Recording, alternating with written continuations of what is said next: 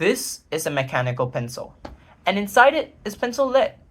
Except that's not actually lead. If that were lead, you'd probably be dead. And yet, this grey murderous metal was historically used everywhere. Pipes, paints, pots, and that's just the word starting with P. How could humanity love something so toxic? We humans fell madly in love with lead in the days of yore. Like most bad relationships, our first impression of lead was deceiving. Soft, sweet, and pretty. Lead's melting point is low, allowing it to be very easily melted, cast, and molded into different forms like coins, weaponry, and pipes. In fact, the Romans used lead in pipes so much that the Latin name for lead, plumum, was how we got the word for plumbing. Cosmetics commonly contain the chemical too. Black lead salts were used as eyeliner by the Egyptians, while white lead salts were used as skin whiteners by the Romans. Lead was also used to create the first artificial sweetener. They would put grape juice in lead jars and boil it to dissolve the lead into a compound in the grape juice, creating a sweetener which they called defrutum. However, this affair with lead started to sour as centuries passed, as we realized how toxic lead was.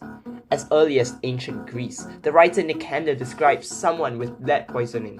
His spirit sickens, and he is worn out with mortal suffering. His body too grows chill, while sometimes his eyes behold strange illusions.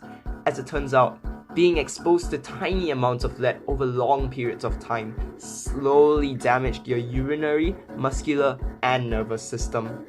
Lead tended to accumulate inside the kidneys, leading to kidney damage and less urine.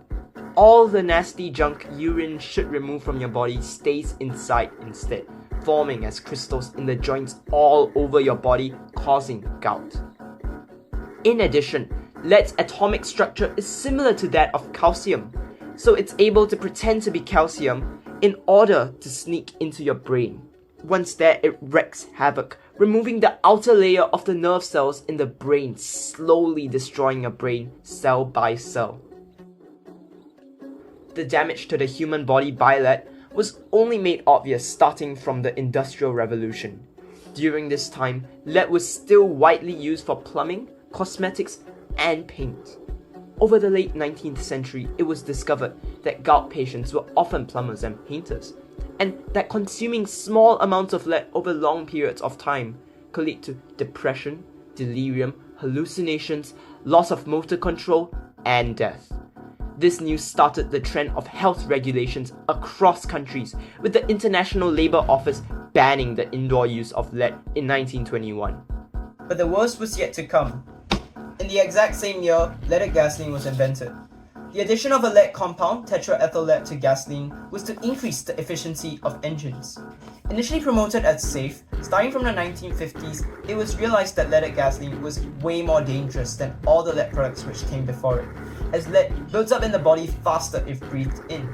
All the symptoms described earlier appear faster when you're breathing in all those tetraethyl lead fumes. Leaded gasoline started being phased out from the 1970s, with the UN announcing its official end in its use in cars in 2021. And yet, the damage has already been done. Amidst the backdrop of lead causing ADHD and lowering IQs, scientists link the increase in crime in the 20th century with the use of leaded gasoline, only decreasing in the 1990s as the leaded gasoline was being phased out. Shockingly, you can still find lead in many different places today. In the vest you wear at your X-ray, in the battery in your car, sometimes within the copper casing of bullets. In these cases, you might not be touching or breathing in lead directly, so you won't die. And I don't think I need to explain why that's a good thing.